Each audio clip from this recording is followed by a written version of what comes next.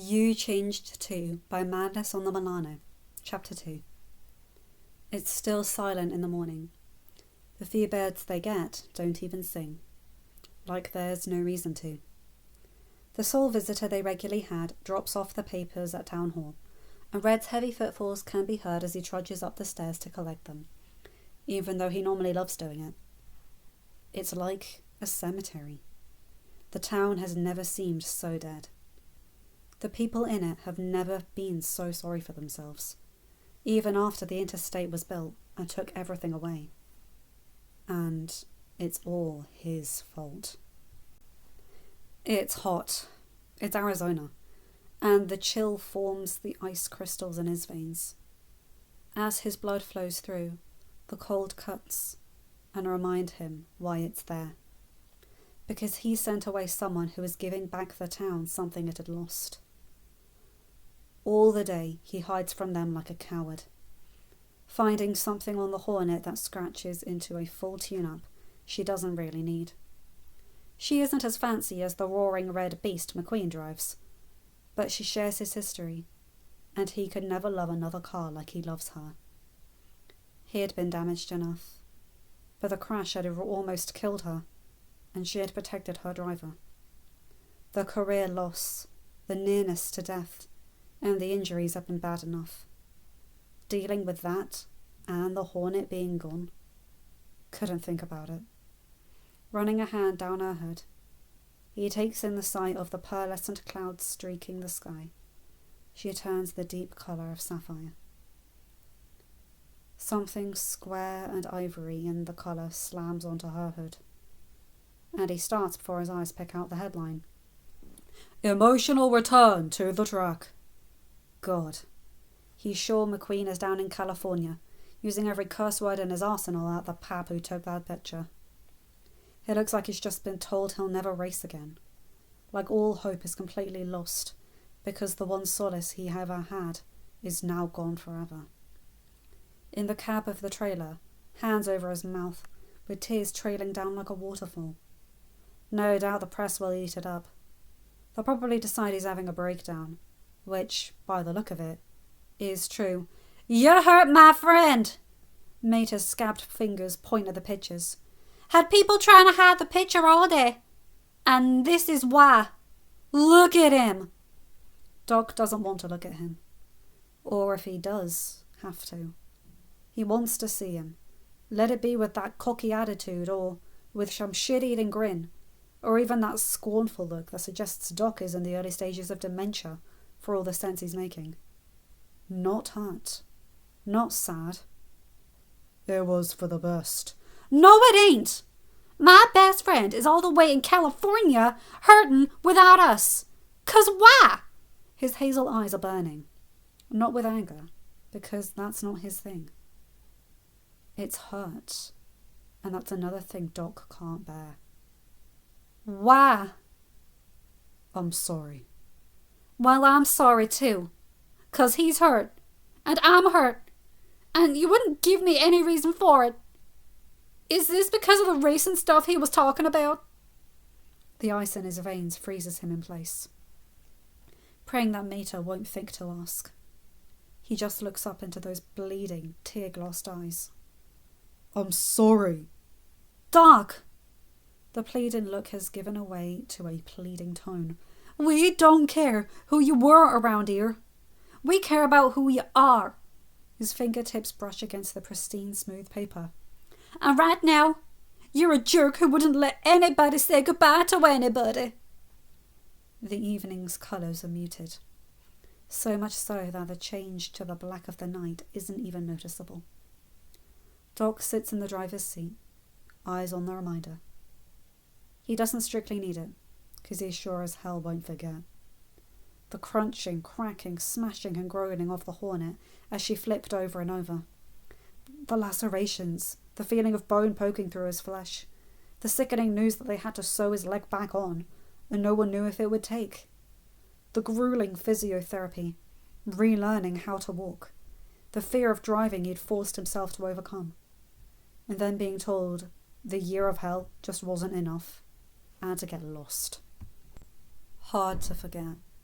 Harder still to forget is the picture of Lightning mourning what he had grown to love. God, he knows that feeling. Knows it better than anything. Mater's bitter disappointment. The people he loves so much here and would die for, believing he did it out of malice. He looks at the clipping, and then it's Lightning there, and the headlines are so much worse, because now he knows the kid really does care. And he's easily distracted enough without heartbreak there to cause it. What did it do to him in the race? Racer in a coma after crash. Career ended. Distracted racer dead after return to track.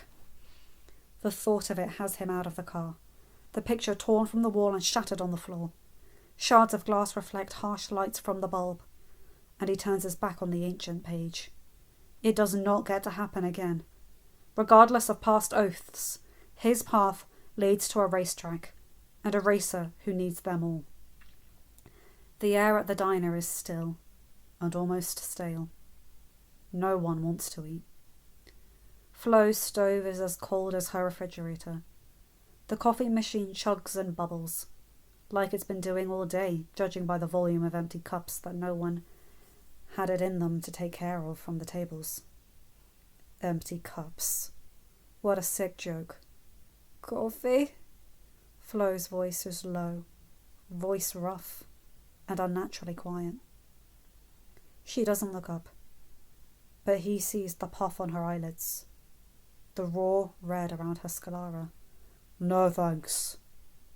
I'm heading out. The air changes. If he didn't know these people so well, the way they all lifted their heads up in unison would have had him running for the hills. Where are you going? Flo asks. It's a fair question. Doc hasn't left this town since driving into it 30 years ago. The car on her last drop of fuel because he'd driven and not thought to stop. Lightning doesn't have a crew chief. Ramon slams the table with his fist. It must have hurt, and Flo gives her husband a lightly scalding look, but he's grinning like a cat who got the cream. You did race! Doc knows why Ramon is so thrilled. The man lives for creating masterpieces on vehicles, making each one a fashion statement, but detailing a race car is a rare oddity. Ramon has had no idea that for all this time, he's been giving a race car touch-ups when the colour starts to fade, that he's smoothed out her scratches. Until now. Yeah. He guesses Lightning never told him about the crash, which he appreciates. At least he can tell it himself. I have 3 of those cups he's going for. And when I went for my 4th, I had a bad wreck. How bad? Sheriff's playing with his long empty cup. Residuals of dried coffee crusting on the porcelain. They had to reattach my leg. Sheriff drops his cup with a light clink.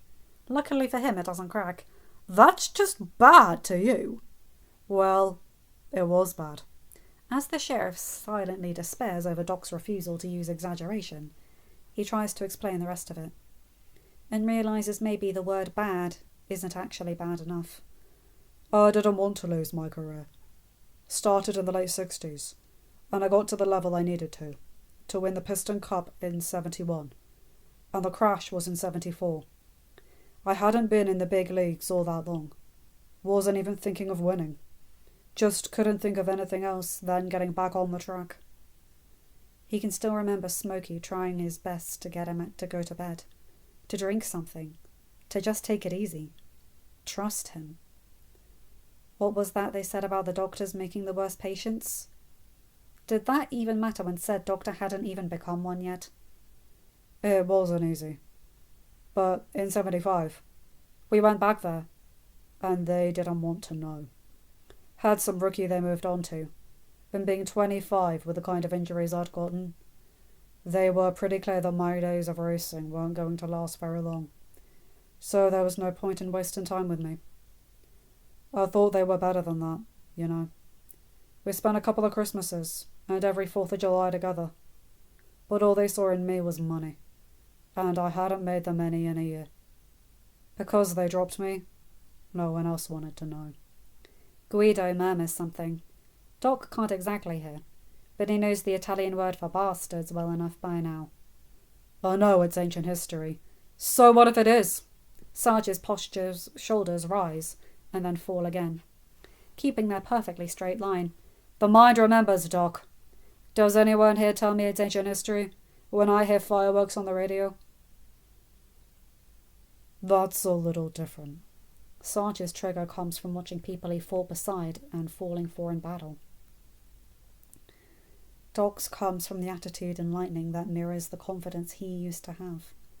The roaring hum of his engine that used to echo through Doc's head whenever it was time for another race. You nearly lost a limb. It's traumatic. His eyebrows lift in a rare show of his soft side. Might be a little self-centered here, but it brought you here. And what's this town without you? Better off. I've heard everyone who lives in it. And here you are.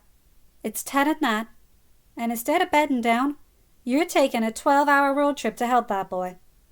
Flo shuts down the warmer, taking the coffee pot from its place. Just one problem with it. What's that? You can't expect all of us to just stay behind. He should have expected this. Of course they'd want to come. His hands find the back of his neck, easing a flare. Of course not. But Lizzie's going to find it hard to drive all that way. In her wagon or with someone else. Her mental energy was off the charts, and she was sharp as a tack. But anything longer than maybe 3 hours was too much. He remembered how loud the roaring crowds could be, just how rowdy it could get as passion got things violent between opposing fans. No way could he put Lizzie in that line of fire. Red taps on the booth's table with his knuckle. When he has their attention, he signs out, "I'll take care of Lizzie," which is a typical thing for Red to do, because despite him being a timid giant and her being Lizzie, the two of them adore each other. What brought their friendship together was their plants, and, with everyone gone, all they'll do is discuss them and go on strolls and get tipsy on homemade wine. But they'll be alone. Red is the definition of a gentle giant, and Lizzie has a sharp tongue, but no strength anymore to back up her crazier threats. It doesn't sit right. If you guys have any of your pear wine, I'm staying here. Turning his head, Doc sees Sally in the furthest corner. Her pale curls obscure most of her face, because she still can't look at him. She breathes in deep and lifts her head, jade eyes on his. She says nothing. Her face doesn't crack a smile. But with the way her eyes thaw as they lock onto his, he feels the last of the ice crystals melt. Warmth returns. You sure? Am I sure I want some peace and quiet and a decent glass of wine? Hard question. It's not about that at all.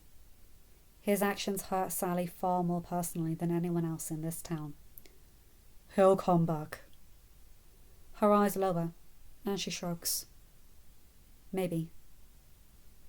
For now, she's happier, and he'll take that. The rest file past. But Ramon, Luigi, and Guido stop by him. The three of them look so gleeful he has a bad feeling he knows why. What do you three want with my car? To make her beautiful, man. She's a race car. She's supposed to have the look. And diet. Doc stands firm. Tries to. It's a 12-hour trip to California. We can't waste time on that. Her body is fine and her tires are fine. Also, I'd like you to remember she was a race car. Just like I was a racer. You were a great racer, yes? Luigi barely waits for an answer, hurrying along with whatever speech he has lined up. Lightning says you are a legend. Imagine being back at your first piston cup race, yes? And Michael Schumacher arrives in his car, made up so magnificent, with the best racing tires to be found. To be honest, I always preferred Richard Petty. Ramon nods, his fingers resting under his chin, in thought. Is that why you grew a moustache?